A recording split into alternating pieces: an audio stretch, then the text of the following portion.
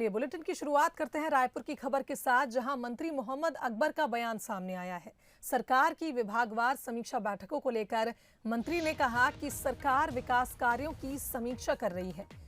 वहीं पूर्व सीएम रमन सिंह के आरोपों पर पलटवार करते हुए कहा कि पूर्व मुख्यमंत्री बैठकें भी नहीं करते थे।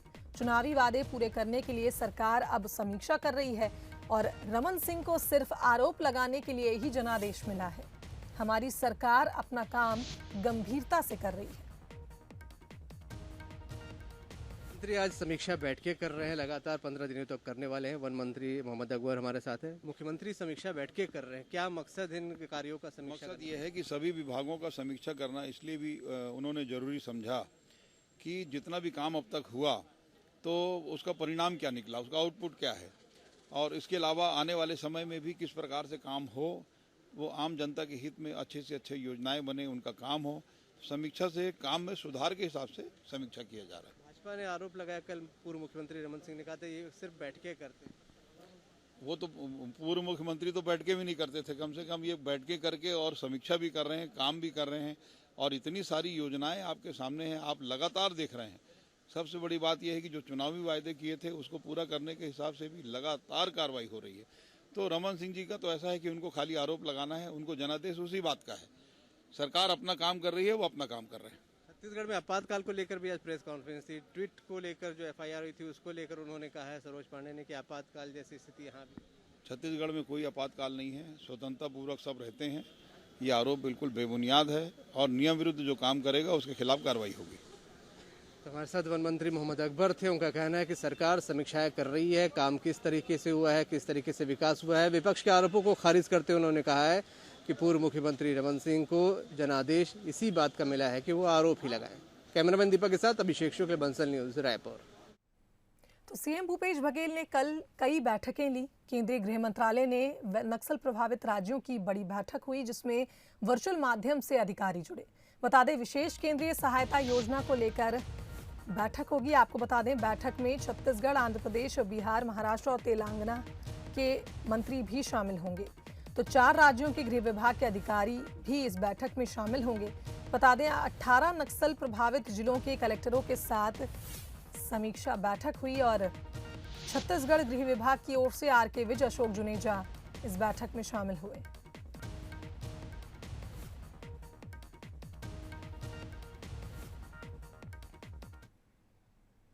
सीएम भूपेश बघेल आज 7 योजनाओं की समीक्षा करने जा रहे हैं।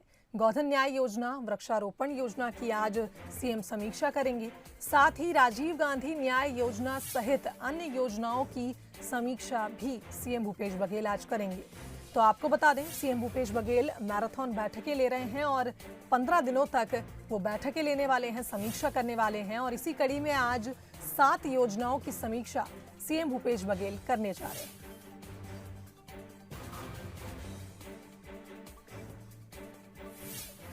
तो राजीव गांधी न्याय योजना सहित अन्य योजनाओं की समीक्षा आज सीएम भूपेश बघेल करेंगे। गोधन न्याय योजना और वृक्षारोपण योजना की समीक्षा भी आज सीएम भूपेश करेंगे।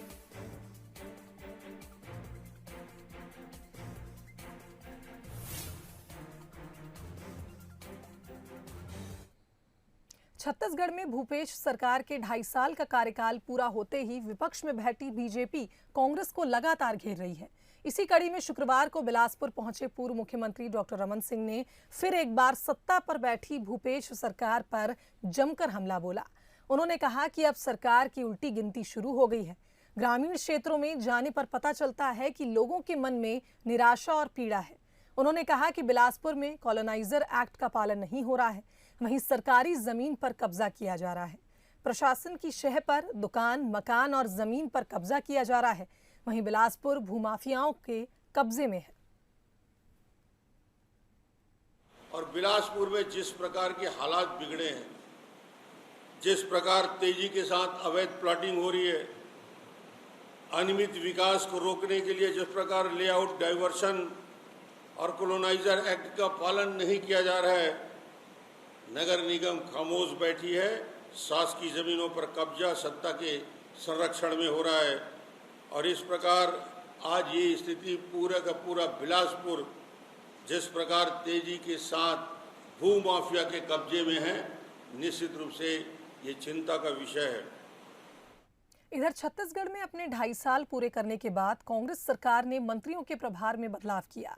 इसके साथ ही बिलासपुर में प्रभारी मंत्री के रूप में राजस्व मंत्री जयसिंह अग्रवाल पहली बार बिलासपुर पहुंचे, जहां कांग्रेस भवन में उनका कांग्रेसियों ने जमकर स्वागत किया।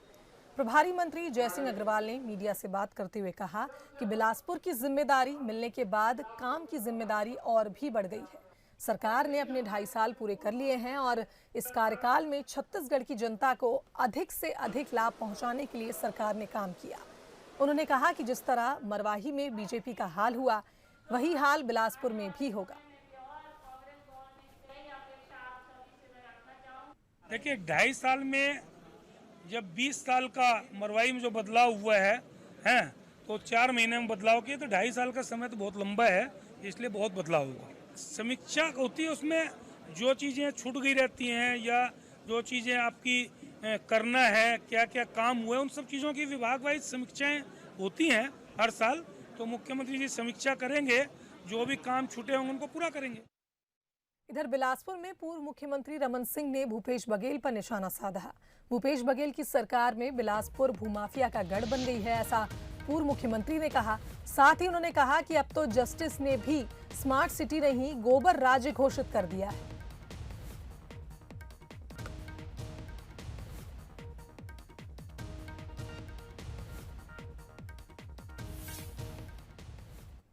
प्रकार के हालात बिगड़े हैं, जिस प्रकार तेजी के साथ अवैध प्लॉटिंग हो रही है, अनियमित विकास को रोकने के लिए जिस प्रकार लेआउट डाइवर्शन और कॉलोनाइजर एक्ट का पालन नहीं किया जा रहा है, नगर निगम खामोश बैठी है, शासकीय जमीनों पर कब्जा सत्ता के संरक्षण में हो रहा है। और इस प्रकार आज ये खाद्य मंत्री अमरजीत भगत एक दिन के दौरे पर राजनांदगांव पहुंचे, जहां बीजेपी कार्यकर्ताओं ने उनका जोरदार स्वागत किया। फूल मालाओं के साथ इस मौके पर आतिशबाजी भी की गई। अमरजीत भगत को राजनांदगांव जिले का नया प्रभारी बनाया गया, जिसके बाद वो पहली बार राजनांदगांव पहुंचे थे। मंत्री अमरजीत भगत इसके बाद मां बमलेश्वरी के दर्शन करने डोंगरगढ़ रवाना हुए और राजनांदगांव में विकास कार्यों को लेकर अधिकारियों की बैठक भी ली।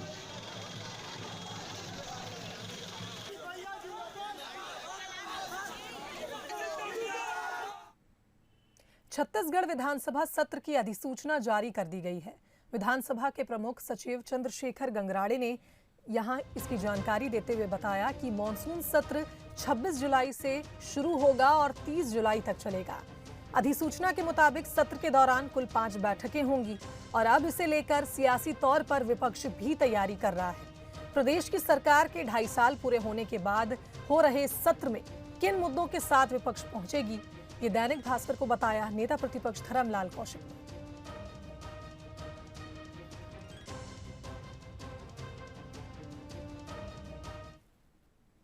छत्तीसगढ़ में कोरोना का ग्राफ अब कम होता नजर आ रहा है। 24 घंटे में कोरोना का 293 नए केस सामने आए हैं और 8 मरीजों की कोरोना के चलते मौत हुई है। 710 मरीज स्वस्थ होने के बाद डिस्चार्ज हुए। बता दें, रायपुर में 11 तो बीजापुर सुकमा में 23 मरीजों की पुष्टि हुई है और प्रदेश में कोरोना के एक्टिव केसेस अब 6,889 पहुंच गए हैं।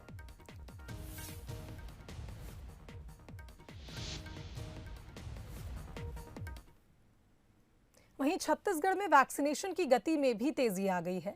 प्रदेश में 24 जून को 2,10,000 से ज्यादा टीके लगे। वहीं 4,191 सेंटर्स में वैक्सीनेशन हुआ। प्रदेश में वेस्टेज वैक्सीन का औसत 0.83% है, ऐसा कोविन पोर्टल ने बताया। साथ ही कोरोना टीकाकरण की राज्य नोडल अधिकारी ने इस बात की जानकारी दी कि छत्तीसगढ़ में अब तेजी से वैक्सीनेशन किया जा रहा है।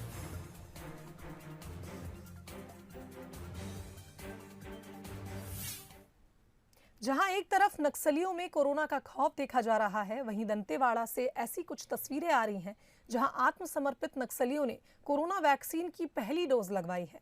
लोन वराटू अभियान 2 के तहत सरेंडर नक्सली को वैक्सीन लगाई गई। वहीं दंतेवाड़ा एसपी अभिषेक पल्लव ने बीमार नक्सलियों से सरेंडर करने की अपील की। साथ ही कहा कि नक्सली अपने साथियों के साथ सरेंडर कर खुद और ग्रामीणों की जान बचाएं। 19 आत्मसमर्पित माओवादियों को कोरोना वैक्सीन लगाई गई। यह एक संदेश माओवादियों के लिए है कि यदि वो आत्मसमर्पण करते हैं तो शासन की आत्मसमर्पण नीति से उनका सही इलाज कराया जाएगा, जिससे वे अपनी जान भी बचा सकते हैं, अपने साथियों की जान भी बचा सकते हैं और ग्रामीणों की जान भी बचा सकते हैं।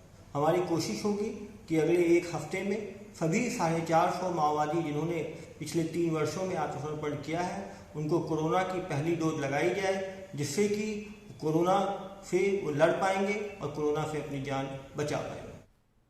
देश भर में कोरोना के मामले में जहां कमी आई है, तो वहीं छत्तीसगढ़ के बीजापुर, सुकमा और बस्तर में कोरोना के केस बढ़ने लगे हैं।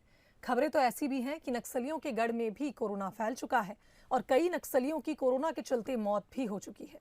कई नक्सली कमांडर संक्रमण की चपेट में आ गए हैं, तो वहीं नक्सलियों के कोरोना की चपेट में आने से अब ग्रामीणों में भी संक्रमण का खतरा बढ़ गया है। उधर सरकार ने नक्सलियों को हथियार डालने पर इलाज कराने की पेशकश की है। देखिए ये रिपोर्ट। नक्सली गढ़ में फैला कोरोना, ग्रामीणों को भी संक्रमण का खतरा। बीजापुर, सुकमा और बस्तर में बढ़े केस। क्या कोरोना स्प्रेडर बन गए माओवादी? अब कोरोना की नजर नक्सलियों पर पड़ गई है। सुरक्षा बलों से लुका छिपी खेल रहे नक्सली कोरोना से नहीं बच पा रहे हैं। माओवादी गढ़ में फिर से संक्रमण फैलने की खबरें आ रही हैं। खबरें तो हर दिन नक्सलियों की मौत की भी हैं। कोरोना लाल आतंक के कुछ सरगना को भी निशाना बना चुका है, जिसमें हरिभूषण महिला नक्सली सारक्का शामिल है। माओवादियों के नंबर 1 कमांडर हिडमा, विनोद और सोनू जसवंत भी संक्रमित हो गए हैं, जिसको लेकर सरकार ने चिंता जताई है और एहतियातन कई कदम उठाने की बात भी कही। हमारे पास उपलब्ध जानकारी अनुसार दंडकरण स्पेशल जोन कमेटी अंतर्गत PLG बटालियन नंबर 1 का commander Hidma, Sonu, M senior माओवादी कैडर्स विनोद, जयमन, नंदू और अन्य कई माओवादी कैडर अभी भी कोरोना बीमारी से संक्रमित है। इन सब जानकारी को हम तस्दीक करवा रहे हैं। इन सब तमाम परिस्थिति को देखते हुए हम क्षेत्र की जनता से निवेदन करते हैं, CPO माओवादी संगठन के कैंप्स में कोरोना का फैलाव काफी तेजी से हो रहा है। इस सब परिस्थिति को देखते हुए माओवादी का किसी प्रकार का रैली, जुलूस, मीटिंग इत्यादि कार्यक्रम में शामिल न हो। प्रदेश भर में सबसे ज्यादा मामले 3 जिले बीजापुर, सुकमा और बस्तर में आ रहे हैं। वहीं सरकार को चिंता इस बात की भी है कि बस्तर में ये नक्सली कहीं कोरोना कैरियर ना बन जाएं। और ये चिंता जायज भी है, क्योंकि बस्तर में नक्सली अब आम लोगों पर जुर्माना भी लगा रहे हैं। बीजापुर के सरकेगुड़ा में सुरक्षा बलों के कैंप लगाने के विरोध में नक्सली प्रदर्शन कर रहे हैं और इस प्रदर्शन में उनका साथ ना देने वाले ग्रामीणों पर जुर्माना लगाया जा रहा है। एक घर से कम एक आदमी का आंदोलन में शामिल होना जरूरी किया गया है। जिस घर से कोई सदस्य नहीं आया तो उस पर 1 से 5,000 का जुर्माना वसूला जाता है। ये खुलासा IG सुंदरराज पी ने किया।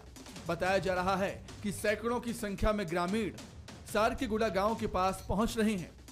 इसमें यह बात भी सामने आ रहे थे, अंदरूनी इलाका में माओवादी द्वारा जो ग्रामीण के ऊपर जुर्माना भी लगाया जा रहा है। यदि कोई ग्रामीण रैली प्रोटेस्ट में नहीं जा रहा तो उनके परिजन के ऊपर 1,000 से लेकर 5,000, 10,000 तक जुर्माना भी लगाया जा रहा है। ग्रामीण द्वारा इस टाइप का जो रैली जुलूस में आने इच्छुक नहीं बात रखने पर भी उनका जबरन भेजा जाने की भी जानकारी आ रहा है। इन सब तमाम परिस्थितियों को देखते हुए हम लोग कार्रवाई कर रहे थे और भी कुछ व्यक्ति लोग द्वारा लगातार इस विषय को लेकर लोगों को दिग्भ्रमित करने का भी कार्य की जा रही है। इन सब विषय पर हम लोग लगातार निगरानी रखा हुआ, इसमें जो भी आगे विधि अनुसार कार्रवाई की जाएगी। अब ऐसे में नक्सलियों के साथ ग्रामीणों पर कोरोना का खतरा मंडरा रहा है।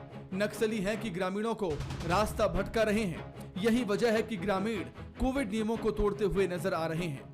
हालात यहीं रहे तो स्थितियां बिगड़ सकती हैं। इधर प्रशासन ने नक्सलियों से हथियार छोड़ने की अपील की और सरेंडर के बाद इलाज कराने की बात भी सरकार की तरफ से कही गई। बड़ा सवाल यह है कि संक्रमित माओवादी मौत को गले लगाएंगे या फिर सरेंडर कर अपनी और ग्रामीणों की जिंदगी बचाएंगे। प्रशांत गजभिये, बंसल न्यूज, जगदलपुर। चलिए आगे बढ़ते हैं। राजधानी रायपुर में रविवार का लॉकडाउन अब हटा दिया गया है। कलेक्टर ने नए आदेश जारी किए हैं, जिसमें संडे लॉकडाउन को अब हटा दिया गया है। जिले में कोविड संक्रमण में सुधार के चलते ये फैसला लिया गया।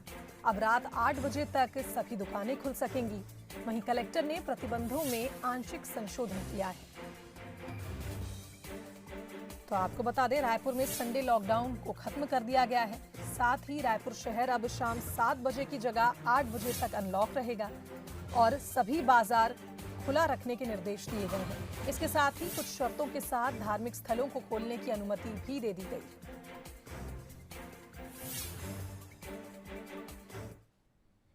तो तो राजधानी रायपुर में धार्मिक स्थल भी अनलॉक हो चुके हैं। आपको बता दें, शर्तों के साथ पूजा और धार्मिक स्थलों के संचालन की अनुमति दे दी गई है।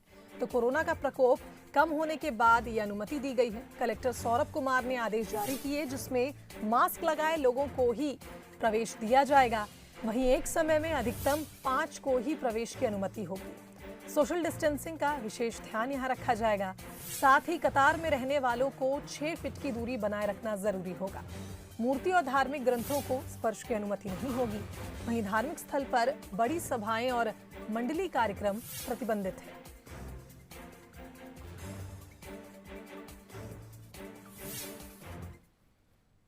बिलासपुर से खबर, जहां प्रभारी मंत्री के कार्यक्रम में सोशल डिस्टेंसिंग की धज्जियां उड़ी। कार्यक्रम में जयसिंह अग्रवाल ने मास्क नहीं लगा रखा था। वहीं प्रभारी मंत्री बनने पर कांग्रेस भवन में ये समारोह सम्मेलन हुआ और मंच पर भी लोग बिना मास्क लगाए नजर आए। ये तस्वीरें आपको दिखा रहे हैं, बिलासपुर से हैं, जहां जयसिंह अग्रवाल ने मास्क नहीं लगाया हुआ था। साथ ही स्टेज पर मौजूद कई अधिकारियों ने मास्क नहीं लगाया गया था।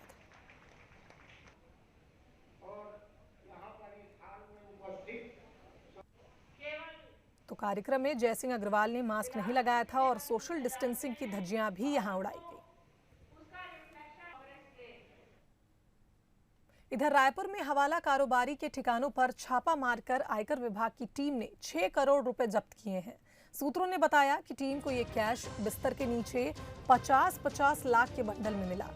उनके ऊपर गद्दा बिछाकर रखा गया था। वहीं रुपए विदेश भेजे जाने थे और ये बात भी सामने आ रही है कि हवाला का धंधा ऑपरेट करने वाला शख्स इन्हीं पर सोता था। टीम को शक है कि अब भी इस शातिर हवाला एक्सपर्ट ने 100 करोड़ रुपए छिपा रखे हैं। हालांकि इस तथ्य की अफसर अब जांच कर रहे हैं। आयकर विभाग के अफसर बीते 2-3 दिनों से स्टील और सरिया कारोबारियों और उनके फंड मैनेजरों के ठिकानों पर दबिश दे रहे थे और इस पूरे मामले की जांच अब भी जारी है।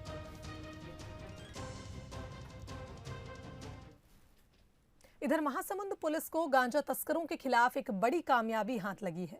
पुलिस ने 13 क्विंटल गांजा के साथ 2 तस्करों को गिरफ्तार किया। जब्त गांजे की कीमत करीब 2 करोड़ 60 लाख रुपए बताई जा रही है। इसे आयशर ट्रक के अंदर फूल गोभी की आड़ में छिपा कर ले जाया जा रहा था और उड़ीसा से यूपी ये ड्रग्स जा रहा था। महासमुंद पुलिस की ओर से प्रदेश में पकड़ी गई गांजे की ये अब तक की सबसे बड़ी मात्रा है। आरोपियों के खिलाफ पुलिस ने NDPS एक्ट के तहत कार्रवाई की है। वहीं तस्करों को पकड़ने के लिए पुलिस ने नेशनल हाईवे पर चेकिंग लगाई थी और वाहन रोकने पर आरोपी ट्रक से उतरकर भागने लगे थे। पुलिस ने पीछा कर दोनों को धर दबोचा और पकड़े गए दोनों आरोपी यूपी और बिहार के रहने वाले। कल जरिए मुखबिर इस आशय की सूचना मिली कि एक आयशर ट्रक में कुछ अवैध सामग्री जा रहा है। इसी पर से थाना प्रभारी कोमा खान सिद्धेश्वर सिंह को लगाया हुआ था और इन लोगों ने लगातार वहाँ पे चेकिंग रखा था। चेकिंग के दौरान एक आयशर ट्रक आई जो कि यूपी पासिंग की थी और उस आयशर को चेक किया गया। उसमें ऊपर में पूरा गोभी लदा हुआ था और गोभी के नीचे कुछ बोरियां दिखी और जब बोरी को चेक किया तो उसमें अवैध मादक पदार्थ गांजा का होना पाया गया, जिसकी तौल कार्रवाई की गई, जिसमें टोटल 13 क्विंटल गांजा का होना पाया गया। इधर दुर्ग में गुंडों के हौसले बुलंद हैं। बोरसी क्षेत्र के कदम प्लाजा के पास एक युवक पर देर रात धारदार हथियार से 2 आरोपियों ने हमला कर दिया। इलाज के दौरान युवक की मौत हो गई। बताया जा रहा है कि हत्या के मामले में दोनों आरोपियों को, दुर्गेश और तामेश्वर को, पुलिस ने हिरासत में ले लिया है और दोनों आरोपियों से पूछताछ जारी है। बता दें कि मृतक सुभाष साहू अपने क्षेत्र में चल रहे जुआ सट्टा के खिलाफ लगातार शिकायत कर रहा था और हत्या को पुरानी रंजिश का नाम दिए जाने की कोशिश हो रही है। बोरसी क्षेत्र निवासी सुभाष साहू जो हैं, उन पर 2 युवकों ने हमला किया है और उसे जिला चिकित्सालय भेजा गया है। ऐसी सूचना प्राप्त होने पर जब मौके पर टीम पहुंची है और जिला चिकित्सालय गई तो पता चला कि उस पर चाकू से हमला हुआ था सुभाष साहू के ऊपर, जिसमें इलाज के दौरान आज सुबह उनकी डेथ हो चुकी है। इसमें जो 2 आरोपी हैं, दुर्गेश उर्फ बिल्ला यादव एवं तामेश्वर उर्फ पकला है, दोनों को गिरफ्तार कर लिया गया है और उसे पूछताछ की जा रही है। इधर बालौद में एक शादी की खुशियों में मातम छा गया। बताया जा रहा है कि कच्चा मकान ढहने से हादसा हो गया और इस हादसे में दुल्हन समेत 12 लोग घायल हो गए और एक महिला की मौत हो गई। 6 लोगों की हालत गंभीर बताई जा रही है, जिन्हें अस्पताल रेफर किया गया। बता दें, अर्जुंदा थाना क्षेत्र के घीना गांव की एक घटना है। प्रधानमंत्री आवास योजना के तहत ये मकान बनाया गया था और विधायक ने अस्पताल पहुंचकर घायलों से मुलाकात भी की। तो दुल्हन समेत 12 लोग इस हादसे में घायल हो गए, एक महिला की मौत हो गई। बताया जा रहा है कि 6 लोग गंभीर रूप से घायल हो गए, जिनका अस्पताल में इलाज जारी है।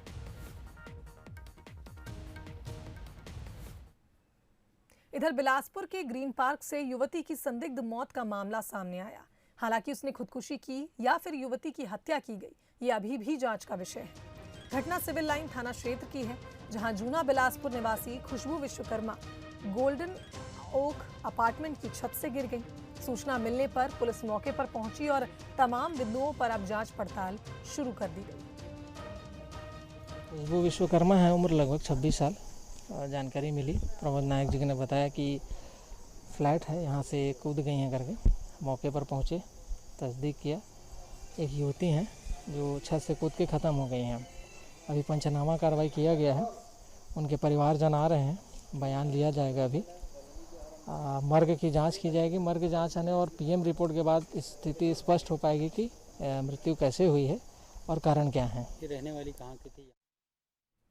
पेंड्रा से खबर, जहां हाथियों का दल मरवाही वन परिक्षेत्र पहुंचा। बताया जा रहा है कि कोरिया जिले की सीमा से मरवाही वन मंडल में हाथियों के दल ने प्रवेश किया।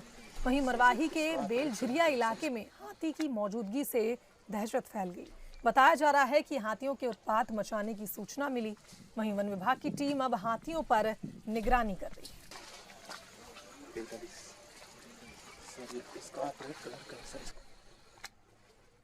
इंसान और जानवरों की दोस्ती के किस्से तो आपने जरूर सुने होंगे, मगर हम आपको एक बच्ची और परिंदे की ऐसी दोस्ती की दास्तां सुनाते हैं, जिसे देखकर आपका मन खिल उठेगा। दोस्ती के किस्से तो आपने खूब सुने होंगे, लेकिन ये दोस्ती कुछ अलग है। ये है अन्नू और ये है मन्नू। दोनों की दोस्ती ऐसी कि दोनों एक दूसरे के बिना रह नहीं सकती। चाहे दुकान जाएं या मंदिर या फिर जंगल, अन्नू और मन्नू साथ ही रहती हैं। चोर भट्टी में रहने वाली अन्नू महंत को कुछ समय पहले ये प्यारी सी मैना जख्मी हालत में सड़क पर मिली थी। वो उसे उठाकर घर ले आई। देखभाल के बाद मन्नू ठीक हो गई। तब से दोनों में गहरी दोस्ती हो गई। हमारे घर में मैना है, उसके साथ मेरी बहुत अच्छी दोस्ती है। 4-5 साल हो गया मेरे साथ रहता है, मेरे साथ खाता है, मेरे साथ नहाता है, सब कुछ करता है। जहाँ जाती हूँ मेरे साथ जाता है, चाहे मंदिर हो, चाहे नहाने तालाब जाऊँ, कहीं भी जाऊँ मेरे साथ जाता है। अन्नू के लाड़ प्यार और अपनेपन ने इस मैना को इंसानी भाषा सिखा दी है। ये चिड़िया छत्तीसगढ़ी में अम्मा, बाबा, भैया जैसे अनगिनत शब्द पुकारती है। हैरानी की बात तो ये है कि मोबाइल की आवाज सुनते ही हेलो भी बोलती है।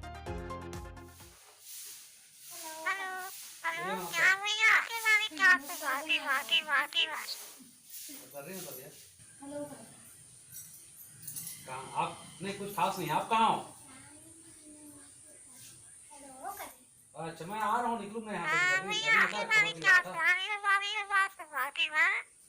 हम लोग आजाद रखते हैं, लेकिन फिर भी नहीं भागता है, छोड़ता ही नहीं है। हाँ, बहुत बात करता है, जैसा मैं बोलती हूँ ऐसे ही बोलता है। मतलब निकाल न रहे ऐसे करके, और पापा, अम्मा, दीदी, भैया सब कुछ मस्त लगता है। जब नहीं आता है तो ना हम लोग को चिंता हो जाता है कि कहाँ है, कैसा है, कभी उसके साथ मेरी दोस्ती है और मेरे साथ रहता है कभी। हाँ, 4-5 हज़ार मांगते हैं, लेकिन हम लोग नहीं देंगे बोले। अन्नू और मन्नू की दोस्ती पूरे गांव में मशहूर है। इंसानी भाषा बोलने वाली इस चिड़िया को खरीदने के लिए कई लोग अन्नू से गुजारिश कर चुके हैं। पिछले 4 साल से ये पक्षी इस परिवार के सदस्य की तरह इत्मीनान से रह रही है और अन्नू के साथ ही परिवार के सभी सदस्य इसका पूरा ख्याल रखते हैं। लक्ष्मण महंत, कोरबा।